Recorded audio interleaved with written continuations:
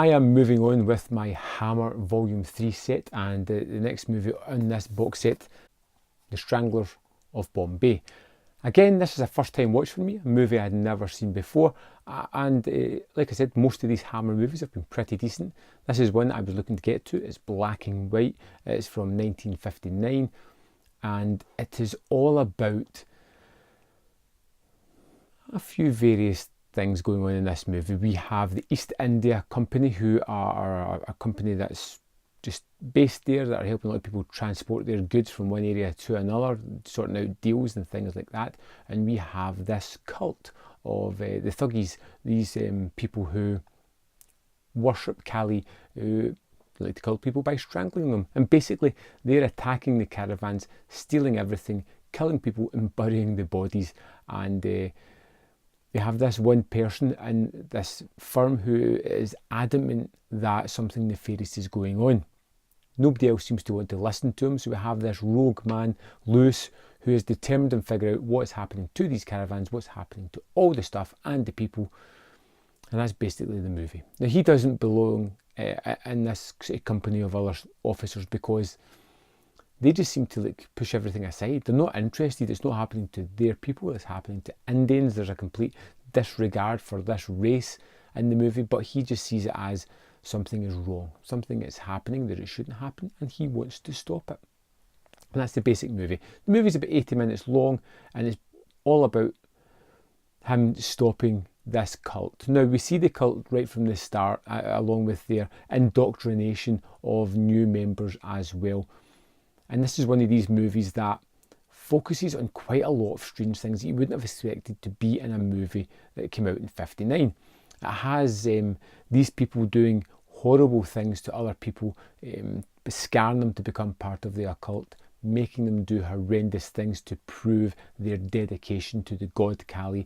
And there is this woman at the camp who seems to be getting some kind of sexual kick every time somebody is tortured or beaten or hurt in some way, shape or form. It's just a weird thing to have in this movie, but it's there in almost every scene where these guys are hurting somebody. It cuts to her just really excited. We have moments of this guy being Lewis, struggling to talk to other people into figuring out who this cult is. Do they really exist? Nobody wants to talk about it. When he's out and about interviewing other Indians, people who are native to the land, he's trying to get them just to open up, but nobody wants to risk themselves by talking about this group. Really interesting movie. I had a lot of fun with the Stranglers of Bombay. It was weird because right from the off, you know that it is actually happening. So you have this captain, and it's one of these things with these movies where you know he's right, but it takes an inordinately long time for everybody else to catch up to the way this guy is thinking. He gets caught, he gets out of so many situations. There is some nice action scenes. There is this horrible nature of this occult, this cult who are doing dreadful things. They're just robbing people and killing people, but they're doing it in the name of a god, and it's despicable. There is so many really cool scenes in this movie as well. There's one where they have Lewis tied up.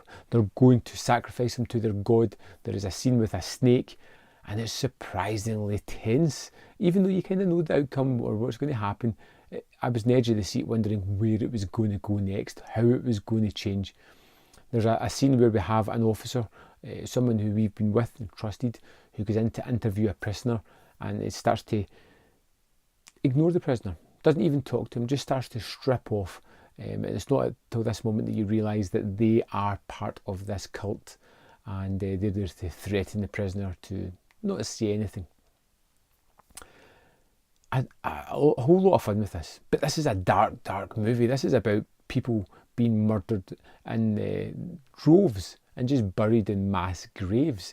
You do have this typical English stoic hero who is, kind of admirable in the way that he won't be shaken. Like when his company doesn't want to look into it, he resigns. He is going to do it on his own behalf. He wants to help these people. He wants to stop something that seems to be atrocious. Now, this is apparently based on a true story. I don't know if that is or if it's poetic license. But if it is, it just makes it a little bit more interesting that this kind of happened in the 18th century, 19th century, 18th century. Somewhere around about then anyway. This was a pretty fun movie. It's not a standout, it's not a bad one. It was one that kind of zipped by in its timescale, but I don't know if it'd be the first one I went back to out of all the Hammer sets. But it does have some good extras on the disc as well. You get 3 versions of the movie. You get the UK cut, you get the US cut, and you get the integral cut. It's everything put together to try and create a fuller version. One of the extras in this goes into the differences between the 2 cuts.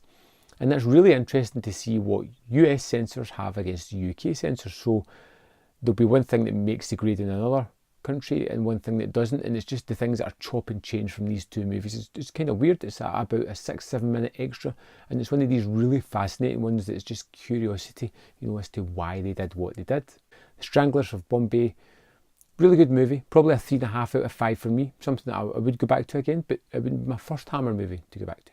So thanks for watching. I'd love to know your opinion of this movie. Let me know in the comment box below, and I will see you next time on Man vs Film.